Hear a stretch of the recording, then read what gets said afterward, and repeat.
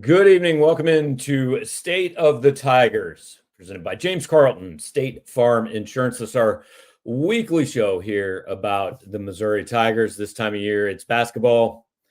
Let's just say early, State of the Tigers, not great. We'll get to that. We'll talk with Drew King in a minute, but first want to remind you, get in touch with James Carlton, carltoninsurance.net, on the phone at 314-961-4800. James wants to be your insurance agent. He's going to find you the best deal he can. He's got a full staff. You call during business hours, you're going to talk to a human being. I want to say they're going to be nice to you. They probably will. I mean, there's like a 99% chance. You might catch somebody on a bad day. You be nice to them, talk them through it. Everything will be fine. But James is going to get you the best deal he can on your insurance. He's going to talk to you hopefully a little bit about Mizzou's NIL efforts if you mention Power Mizzou, and try to get a little bit of extra money into those coffers. So we will Drew, I feel that we bring Drew King on now. And speaking of NIL money, Missouri is going to need to spend some in the offseason. It is possible. I don't want to make too drastic of a statement. It is possible that in College Station on Texas on Tuesday night, I saw the worst basketball game I've ever seen in person on the college level. Like I've seen games of basketball that are worse. Like I went to youth basketball games and peewee hoops and stuff, but as far as a Division I Power 5 basketball game, that was as rough a watch as I can remember in a long time. Yeah, looking at the stats here, Texas A&M shot 36% on twos somehow. Like that sounds high to me. Also 22% from three. Mizzou was 52% on 2-pointers, but only 27% from three. Like just a really ugly, like this is kind of what I thought it was going to be like every night playing in the SEC when I took this job. But I never thought it was going to be like, oh, nobody can score. Like even the easy ones weren't going in for Mizzou that night. And to be fair, this is Texas A&M basketball. I mean, I texted some people, made texted with you at halftime and said they would be down 30 if the other team was not coached by Buzz Williams. Like this is how he wants to win basketball games. Like that game, I once described, like a 60-58 game as Conzo Martin's dream. That game was Buzz Williams' dream. That's how he likes basketball games to be. It was nobody else's dream.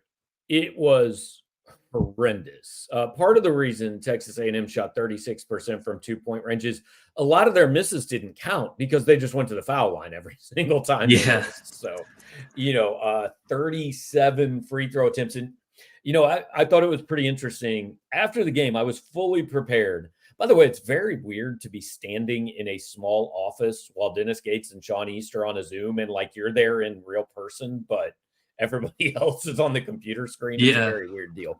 But I fully expected Dennis Gates to go into they shot 1 million free throws and we didn't shoot any. And I thought it's really going to be too bad because I'm going to have to say he's like the boy who cried wolf, because I think he had a legitimate complaint on Tuesday night, but it's just that he has complained about it so many other times that it kind of rings hollow. But then he didn't even really bring it up on Tuesday.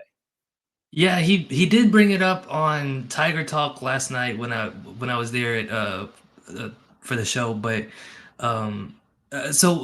here's my question for you, Gabe. How much of that do you think is like within their control, right? Like, because they do get to the rim and they do, make contact on defense, right? So like some of the fouls are very justified. Yeah. But 37 is a lot. I did not think there were very many bad calls against Missouri. Like I thought most of Missouri's fouls were actually fouls. My issue was probably a little more on the other end where, look, if this many are getting called with A&M on offense, how is nothing getting called with Missouri on offense? I mean, because they were going in the paint. Tamar Bates was attacking the rim, and he just wasn't getting any calls. Now, I want to be clear. Like, It's hard because did free throws lose that game? Yes, free throws lost that game. They got outscored 20-6 from the free throw line, or 27-6 or something like that in a game that they lost by 6 points. So yes, that lost it. I didn't think there were a ton of bad calls. I mean, there were a couple, like Tamar Bates at the end of the first half, just a blocking foul that just made no sense. There was another one where Wade Taylor had I think it was Taylor, had dived on the floor, picked up a ball. He was in clear possession of the ball, and Nick Honor just dove on it. I mean, just it can't be anything but a foul. And so there were some that were really bad in that game. Well, so the two that come to mind for me are that Jordan Butler got hit in the face twice, and nothing was called either time. Like, he's literally like dripping blood. The ref has to stop the game. No call on that end. So, like I do like totally understand where Dennis Gates is coming from when he says like, I wish we could call our own fouls, but like at the same time, like Dennis would be the guy that you play with that like every time they miss a shot, they call a foul and you look at him and just go, come on, dude. Like you can't play here anymore with us. You're wrecking the game. But I find it interesting that like that's something that he's really been emphasizing with this team when the calls consistently haven't been there for him, right? And every game we hear we have to get to the free throw line. And so like especially against a team like Texas A&M, you were never going to beat them at the free throw line. Like that was never happening. Now, go ahead. No, I was going to say, let me tell you also, and you really notice this in person. So the media seating at Reed Arena is down kind of, I mean, not completely courtside, but down lower level, much closer than we are in Columbia or most places for that matter. And I noticed it. And then I talked to somebody who covers Texas A&M who had a seat even closer to Missouri's bench. And he said, I don't think Gates quit talking to the refs the entire night. Like Missouri fans say that, you know, like he needs to work the refs more. They don't. No, there were timeouts. He did not talk to his team. He was talking to the officials the whole day. He works the refs all night long. And I'm not saying it's too much, not enough, whatever. I'm just making the point for the people that say, well, Dennis needs to make a bigger deal out of this to get calls. No, that's absolutely not the case. He is talking to them all night long. Right. And when people say that, I think they mean they want him to get a technical foul, right? They want him to yell. Right. And Dennis, I think, does a good job of, because he does, like, he will get in the ref's face and argue about his calls. But he also doesn't want to cross a line with them. And I think that's understandable, right? Because the tech is just going to hurt your team, right? It's not really going to. It's not going to have a Caleb Grill effect every night, I suppose. Right. You know what's not going to hurt your team? He should have just picked a player from Texas A&M and pushed him. Like that would have made a point. No technical for that. That's cool. He should have just done that in the middle of the game. The precedent has been set. It has been set. You cannot get it. I mean, seriously, I'm not obviously encouraging that a coach do this. But if a coach does that and gets a technical, I would throw an absolute fit. I'd say, nope, you've already told me that's not. And a suspension, if the SEC like suspends him after nope, can't do it. Yeah, or you get fined, you better call Nate Oates and say, here, how much money you owe me. Yeah. So Booth and Tobacco brings up a good point. And I've mentioned this before, and it was really noticeable on Tuesday. They get to the paint, they stop and look for somebody to throw it out to instead of going up. I don't understand, Drew. It's like this team is afraid of contact at the rim. Just go up. In a game like that, you're either going to score or you're going to the line. The chance that they block your shot and there's no foul called in a game that was being called like that is not very good. And it's not just Nick Honor. Sean East does it. Tamar Bates did it a lot. Like, once you go in there, just commit. You know, you don't have to reverse. You don't have to do a little baby hook. You don't have to contort yourself. Just go up and get hit. So I think that's one of the bigger differences between this year's team and last season's team, right? Because I think last season they had a different level of athleticism with the guys who were able to drive. You're right. Like Kobe, you weren't going to like stand in his path. Demoy Hodge could get up above the rim.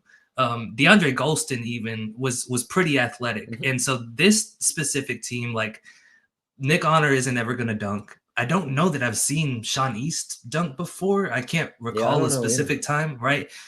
Tamar Bates can, but he can, not but his game. Right. And he's not like, Aiden Shaw soaring above the backboard, right? Even Noah Carter. Right. Yeah. No, Carter isn't like a super athletic guy either. Caleb Grill would be a guy who does that and like barges in there, no holds barred, like I don't care who's in my path, I'm going to jump over you.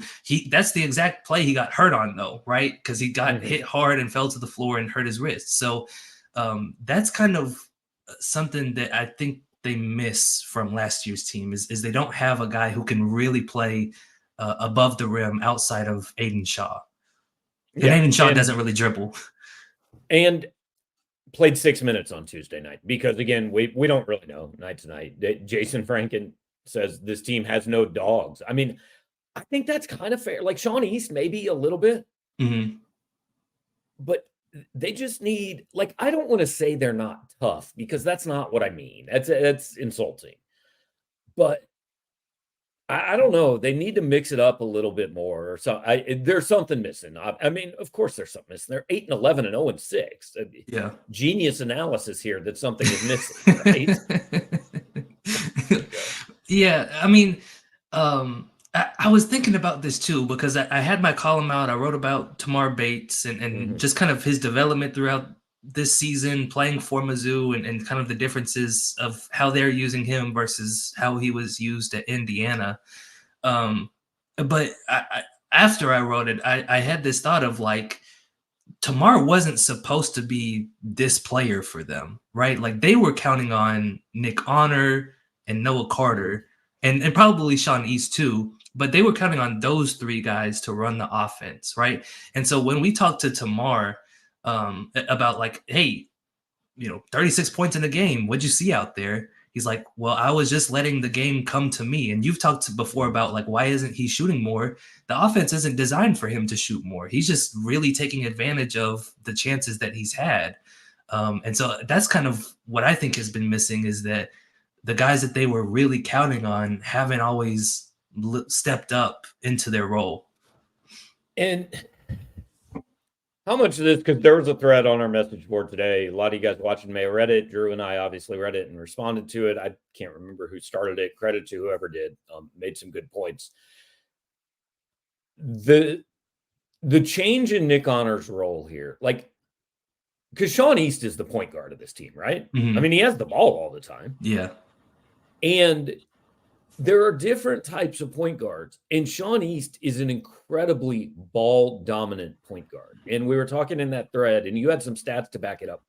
The ball movement on this team is awful. Like, they don't pass the ball well at all because a lot of times they just don't pass the ball.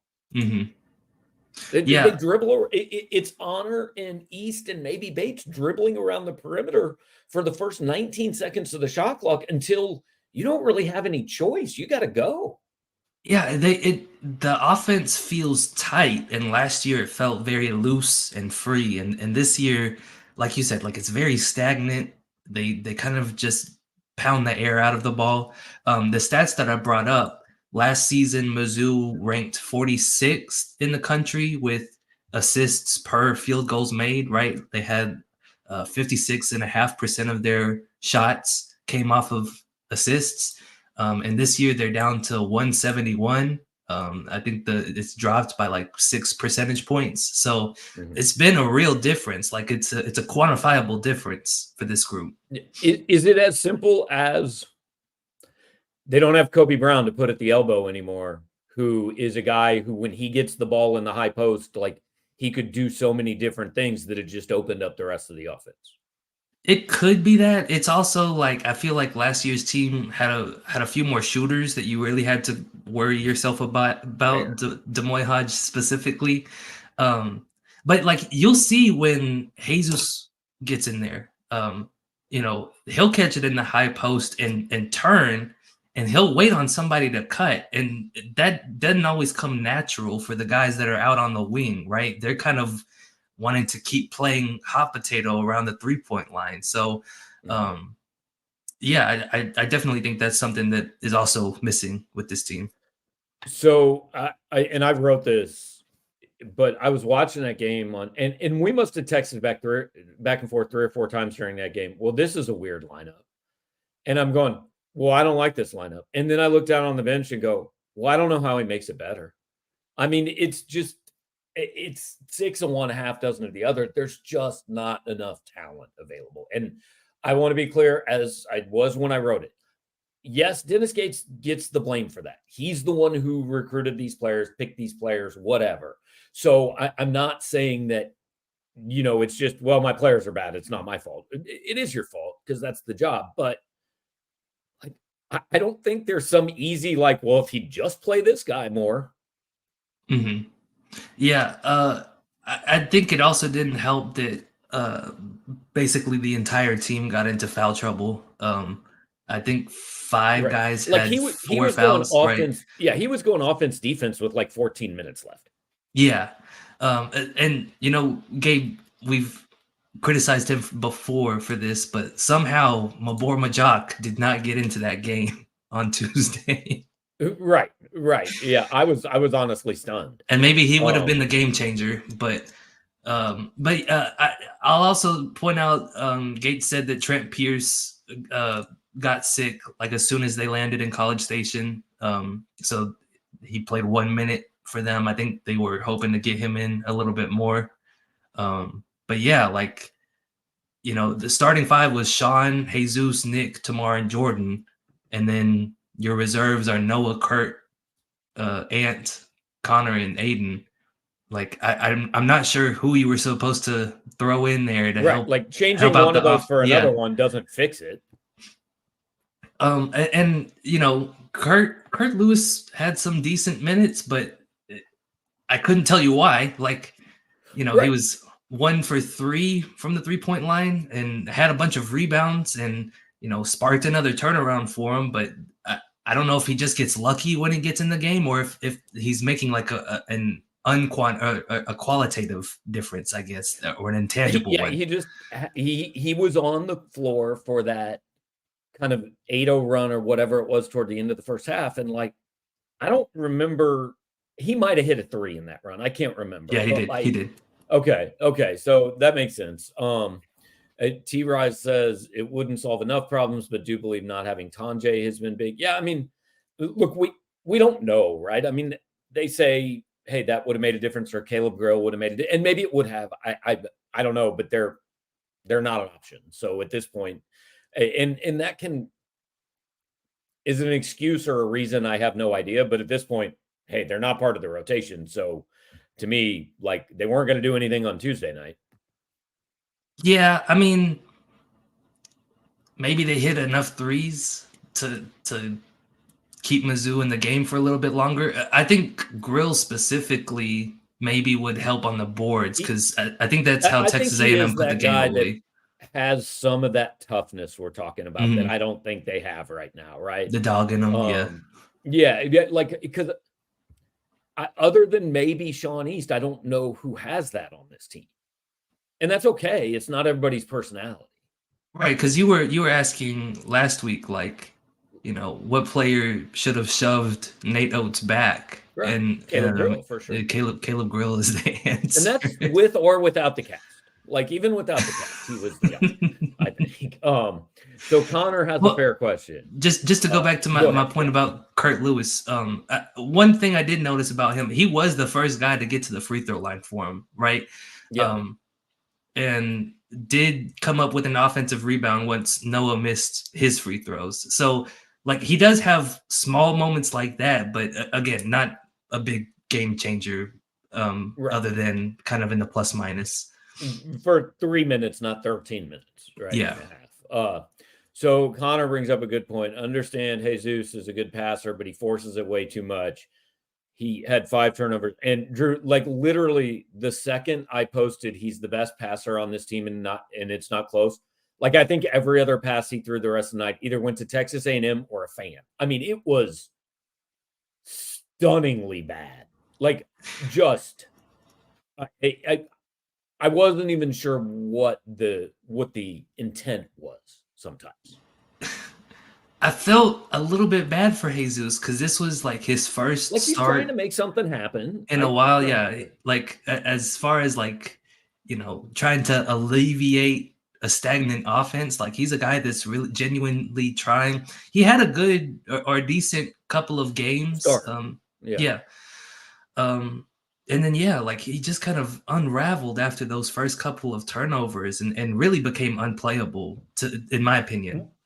And then the craziest part was, I mean, it is obvious, and we've said this about Aiden Shaw this year too. He won't shoot. Mm-hmm. Like, I don't care where he is on the floor. He has a wide open three. He wasn't taking it. He has a short jumper. He constantly was looking to pass. So it's much harder to pass when everybody knows you're not going to shoot. But then I want to say it was about a 5 or 6 point game in the last 2 minutes. It was Missouri's last possession where they really had a chance to still make it interesting. Then the shot clock's at 1.5 seconds, and he's the guy that the guy who wouldn't shoot all night long is the guy who ends up with the ball and has to shoot. Predictably, it did not go in, and the game was over at that point. But I mean, I don't see how you can be in the lineup if you simply are not going to shoot the ball. I mean, Dennis has said, look, I'll pull guys for not shooting, and he wasn't going to shoot at any. He missed his first shot and did not take another one until that last possession with like a minute left. And he did get pulled a couple of times for that. I noticed that Gates would bring him out of the game if he passed up those looks. And I think part of the reason that he's hesitant to take the shot is his release is pretty slow, Gabe. Like it takes a while for him to get it off. So even when he looks open, he might not think that he's open because he knows that's a problem then. Yeah. And it's interesting too, because he's actually not the worst shooter on the team. He's made 33% for the year. But yeah, I think just his confidence in being able to get the shot off quickly enough, that was kind of the issue with him against Texas A&M. And it's been an issue all season. But yeah, like once he decided I'm not shooting the ball, that's when you really started to see the turnovers come out because you're playing 4-on-5. Yeah, exactly. Yeah. Mike brings up a good point. We're shockingly bad at layups. Minimum of 3 times this year. Like during games, I've said, what is Missouri shooting on layups? And it's like sub 50%. And I'm like, oh, I thought it was way worse than that. And here's the frustrating part. The moment these games turn, like when it happens. Like you and I are texting back and forth. Ant Robinson missed 3. Ant Robinson missed layup. Tamar Bates missed layup. Like back-to-back possessions would have given Missouri the lead. And you kind of knew right then, yep, that's it. That's the one. That's where you're going to look back and go, they really needed those baskets. Could have been up 5, weren't up 5. And it was kind of over at that point. And they weren't guarded. This is where I get into the argument of people who say he doesn't run an offense, it's coaching. When you have wide open shots and they don't go in, that's not bad coaching. It's the coach's job to put them in a position to get wide open shots. He cannot shoot. He can't shoot that layup for Tamar Bates. He can't shoot the layup for Anthony Robinson. That's just poor play.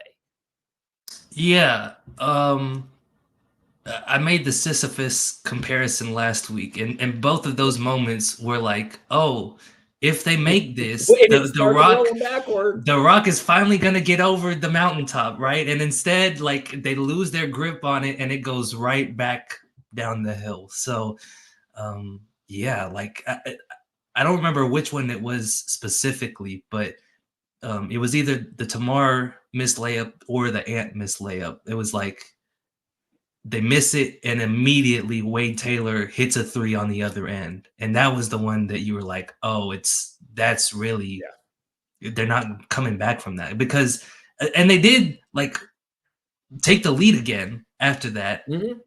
but it was such a momentum killer that you knew that they weren't going to sustain anything beyond that point. Right. And again, like, this is where it's so hard to assess like the job a coach is doing, right? Because you're talking about, hey, that's not coaching, that's execution. And then the comeback from someone who wants to blame the coaches, well, he picked the players. So, like, ultimately, there's nothing that's not the coach's fault in college, right? Mm-hmm. Because, well, he's the GM and he's the head coach. So we're always going to, and this is not a blanket defense of Dennis Gates. I've said the same thing about multiple coaches over time. Like, all they can do is put the players in the right position. They can't make the play. And then the comeback is, well, but he picked the player, so it's his fault still. So, I mean, there's no answer to that. I don't know how to argue that argument. I mean, there isn't really a defense other than, like, there are some injuries, right? We don't know what we don't know. But right. Yeah, I think I totally understand fans being upset with how the season's gone. It does ultimately fall back on Gates, but I also think that they have a point when the players are saying we're really close, right? Like we're coming up just short in some of these games. And I'm just not sure. But when you come up just short in everyone, does it matter? Exactly. Yeah. I mean, I get it, but yeah. Here's another point, though. And Connor says they need to continue to run the zone defense they were in Saturday, and that is a lost point. Like, A&M's not a great offensive team, but that 1-3-1 was effective. And that again, that's like coaching. Dennis said right after the game, I thought the guys executed the game plan really well, and that is evident. They were what, 11.5-point underdog or something like that? Yeah, I think that was correct. As they say, good teams win, great teams cover. So Missouri did excellent in that regard.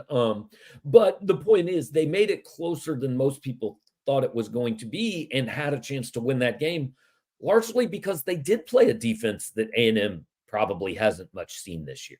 And Wade Taylor was just a guy in that game. Yeah. So I don't know that they're going to keep running that zone, unfortunately. I think that was a little bit situational. Specific. Yeah. Texas A&M is one of the worst teams in the country at shooting threes, and there are more of those teams in the SEC. But we've seen Mizzou can give up a lot of 3-pointers even when they're guarding man to man. So I don't think that zone would necessarily help in those situations. Yeah. Marcus says, I want to see this team keep fighting and finish above 500. I mean, at this point, it takes a lot more than keep fighting to finish. So they're 8-11. They would have to go, what, 8-4 the rest of the way? Correct. Yeah. That seems 2 out of 3 games. That seems not likely to me. I think that they would be cool with just 1 out of 3 games the rest of the way. Right. I mean, at this point, you got to be cool with just 1. And I'm not saying 1-17, but like find a way to get 1. And then maybe once you find a way to get 1, maybe you can turn that into 2. And then they've just got this huge. If you win another one, that's a winning streak. And believe it or not, that has happened around here before, to quote Lou Brown. They've just got this big monkey on their back right now, and just no matter what they do, can't get it off. And we mentioned last week, the schedule's gonna get a little easier here in the next couple of games, and you really need 1 out of 3 in these next ones. But yeah, like it's just been frustrating because again, like they're losing it the same way in the same fashion over and over, right? Because they're not getting blown out. They look like they can compete, and then they just keep coming up short and kind of unravel in the last couple of possessions. And this is where the difference of like being a fan or being an outside observer like we are and being on the team really comes in. Because I look at this and I go, I don't know, 1-17, 4-14. I don't care. They're all the same. Mm-hmm. It doesn't. But it does matter to them. I mean, Yeah, 4-14 is better than 1-17. Like for sure. every game is important. To me, every single game is not important. At this point, none of the games are important because whatever, to me, there's no real difference between 8-24 and 12-20. But when you're playing the games, when you're on the staff, there is a difference. And so Mhm. you do go into every game and it's important. Yeah, and like it, we forget that this team made the NCAA tournament last season, right? So we know that Noah Carter, Nick Honor, Sean East, like these are good players. They're just kind of miscast in the wrong roles right now, and so like they're gonna have a lot of pride, right? They want to close out their last season in college with a, a non horrible season, Right. like they are going to keep fighting, but it's just a matter of like what are they really capable of right now. And we forget that some people call it the great thing about college basketball. I find it a little ridiculous. Like, theoretically, none of these games matter because Missouri will go into Nashville with a theoretical chance to make the NCAA tournament. Now, look, nobody expects that, right? When you're the 13 seed or whatever, you're probably there for a reason. You're not going to win 5 games. But the point is, every team in the country goes into that week with a chance. So I said before they showed, this is what we're going to finish by talking about. So let's talk about it. Is 0-18 possible for this team? It's a possibility, but I wouldn't put it as like a likely possibility. Right. There's a lot of games left on the schedule. The chances are very low, but they are non-zero. Yes, I would agree with that. I just think like eventually the ball is gonna bounce their way, and they'll have But like some hot shooting night where they get just enough defensive stops to come out with the win. well, before Tuesday night, I would have said, you know what? You might just run into a night where the other team shoots 28% from the floor, and that's your night. And then that happens, and it's still not your night. They do play Texas A&M again, so maybe At at home. home, yeah, Yeah. maybe that'll be the one. So, but in all seriousness, you mentioned the next 3 games. So the next 3 games are at South Carolina, home against Arkansas, and at Vanderbilt. If they haven't won at that point, then I think 0-18 is actually a possibility. Mm-hmm. Like if they lose at South, and it's weird because I know South Carolina just beat Kentucky at home, and I know South Carolina already beat Missouri. So they're 4-2 in the league. They're not a terrible team by any means. But like it's a winnable game. Arkansas is kind of the opposite of South Carolina. You look at them and go, well, they should be good, but they clearly are not good. Mm-hmm. So Arkansas at home, Ole Miss just beat Arkansas by 25 points. You have to win that game. And then at Vanderbilt's like 115 spots below Missouri in KenPom. Like you Yeah. have to. So I think honestly, I think they should go 2-1 in the next 3. But if they go 0-3 in these 3, if they're sitting 0-9, then I think 0-18 watch is a real thing. Yeah, like because it really doesn't get any easier than those 3 games. You play Arkansas again, but it's on the road, right? You play Texas A&M again at home, but like, are they really going to shoot 28% from the field again? Probably not. And then like everybody else is kind of a team that you have to take pretty seriously. Not that the next 3 aren't, but they're kind of a cut above what Mizzou's about to go up against, right? Ole Miss and Tennessee, They're Florida teams that again. have tournament hopes at this point. Exactly. Yeah. So yeah, like if it's gonna happen, it has to be in these next 3 games. And like not to say that it couldn't, but it would. This is the easiest spot to get it done. Right, because it also then becomes a thing where at that point, if you're sitting 0-9, like then it's going to kind of it's really going to start to weigh on you, right? Like, Mhm. man, we got to get a win somewhere, and it gets harder with every loss. It's like, if you've got a hitting streak, like it's way better to get that hit in the first at bat because if you go up there 0-3, Yeah.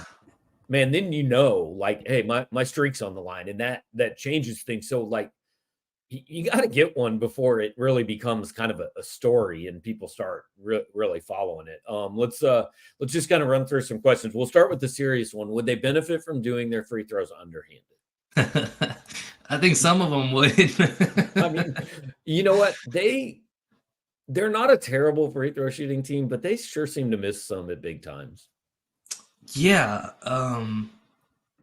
I continue to think Sean East would shoot 90% instead of 80% if he stopped wrapping the ball around his waist. I knew you were gonna say it. It's the best part of it. Might have been the best part of the game Tuesday night when it looks so cool. It's literally the only thing I enjoyed that whole game. Don't take that from me. Gabe, they could have won if he just made his free throws.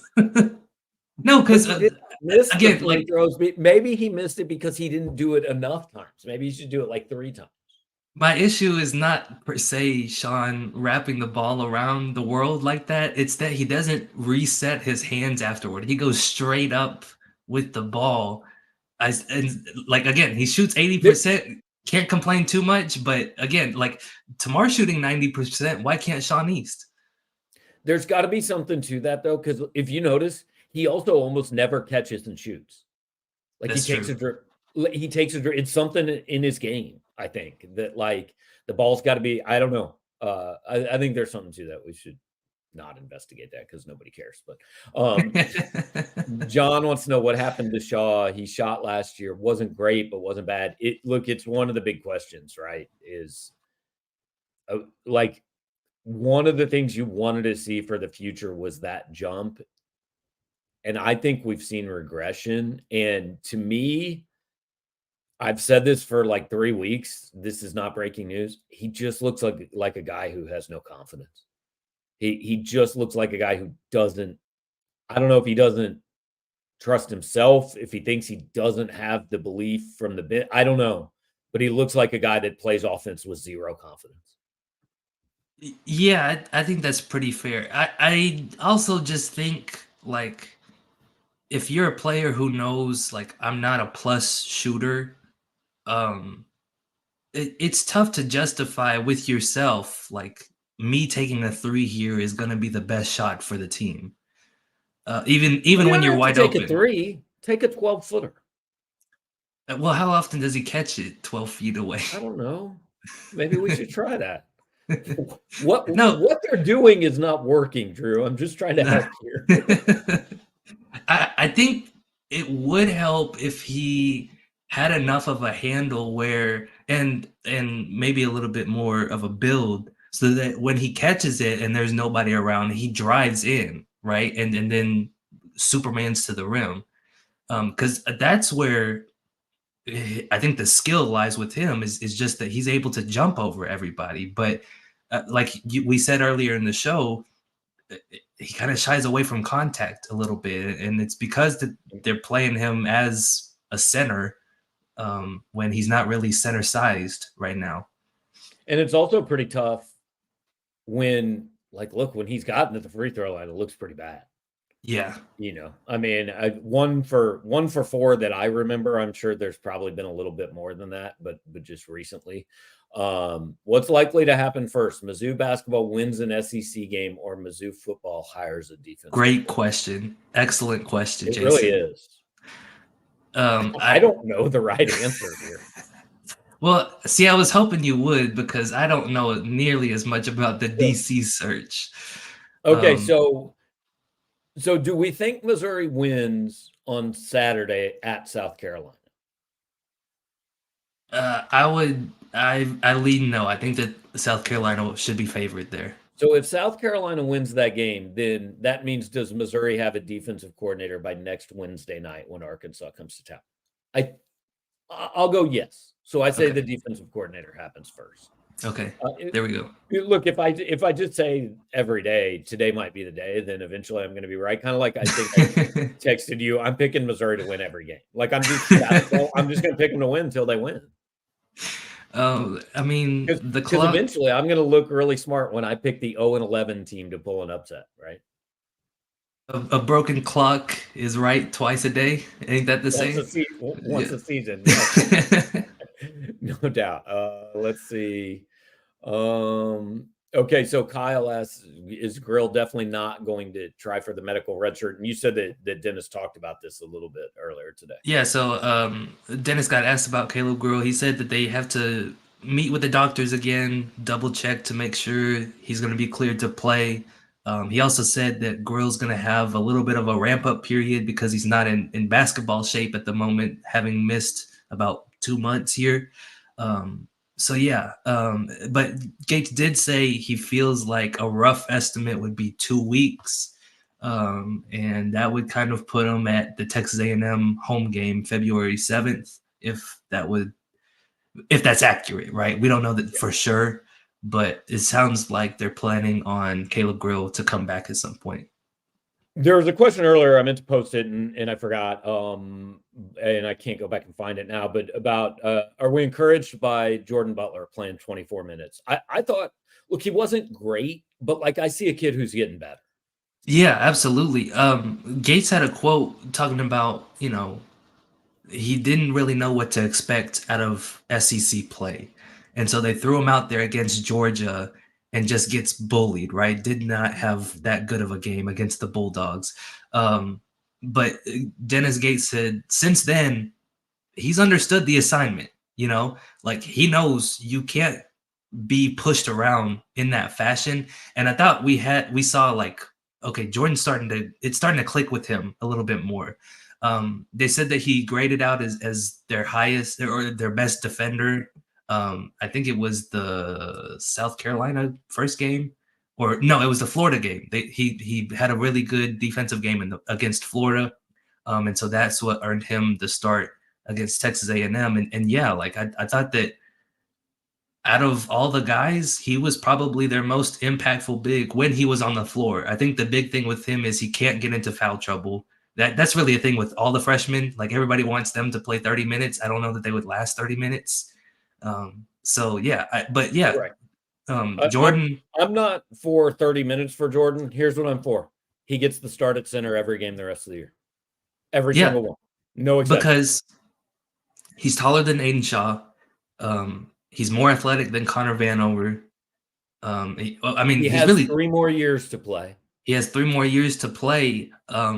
And he did a pretty good job on the boards against the Texas A&M team that's like number 1 in the nation. So, It's effort and intensity. I see that out of him more than I do the other guys that play there.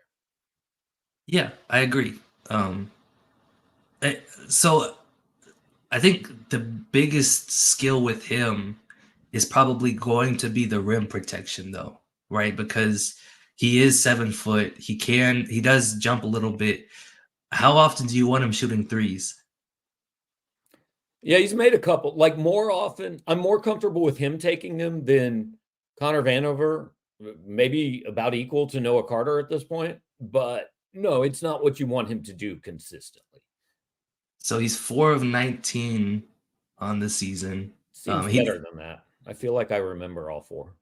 It's one more than Connor Vanover has made. So I think you have a good point on that front. Well, I try, man. I try. All right, Booth and Tobacco. What's the sales pitch to Tamar to get him to stay next year? Now, look, let's preface this by saying we would never guarantee anybody's coming back. We understand everybody can leave every year. Like, who knows who's back, not back. I think the sales pitch to Tamar is real simple. Look, this system was good for you. You've had a really good year. And I think people make it too often completely about basketball.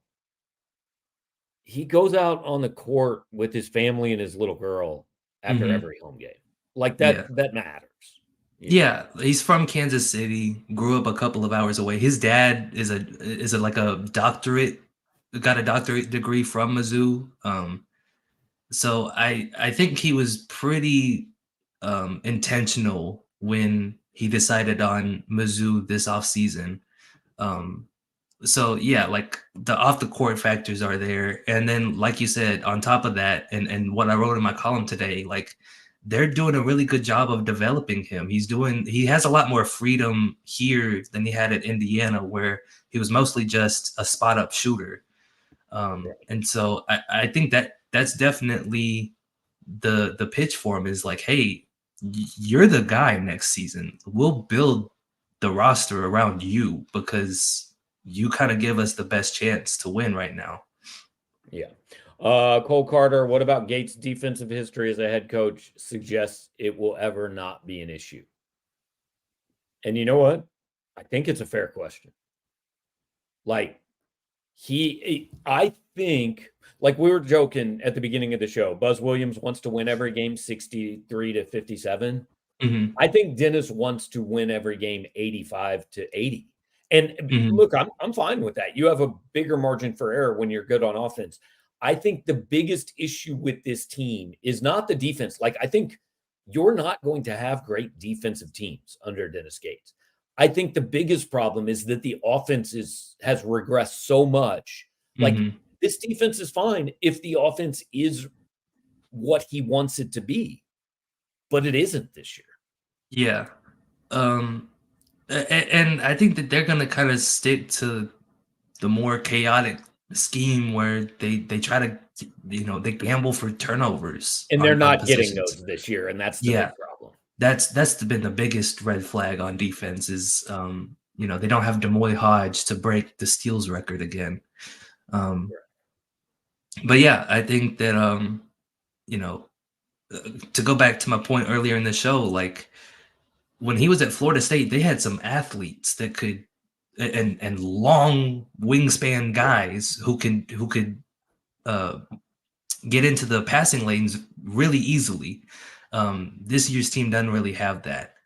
So I Yeah. think that that's going to need to be an adjustment for him if this is what it's going to look like 85-80 Yeah. being the goal. I saw that in 2017, Missouri played Florida State in the first round, and you watch that Florida State team warm up, and you're like, good God, they all look the same. They're all between 6'6" and 7'1", and they look like a track team, right? And this Missouri team looks nothing like that.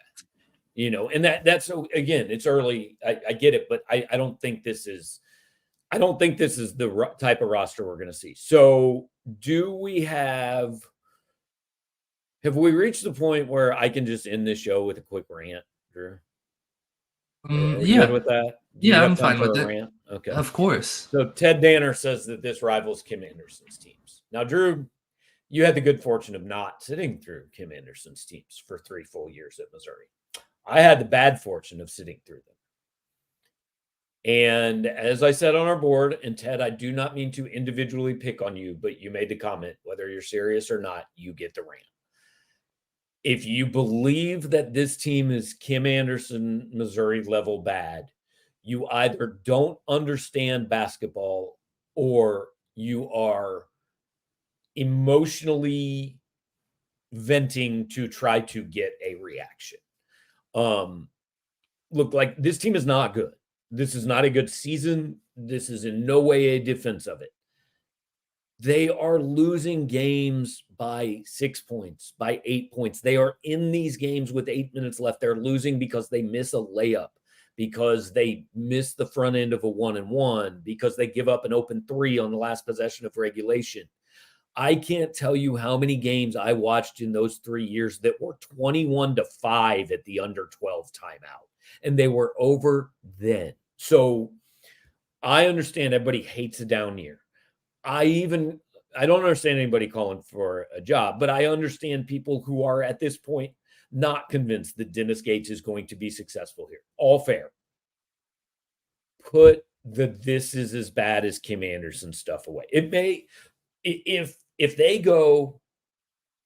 win 2 more games, that's 10.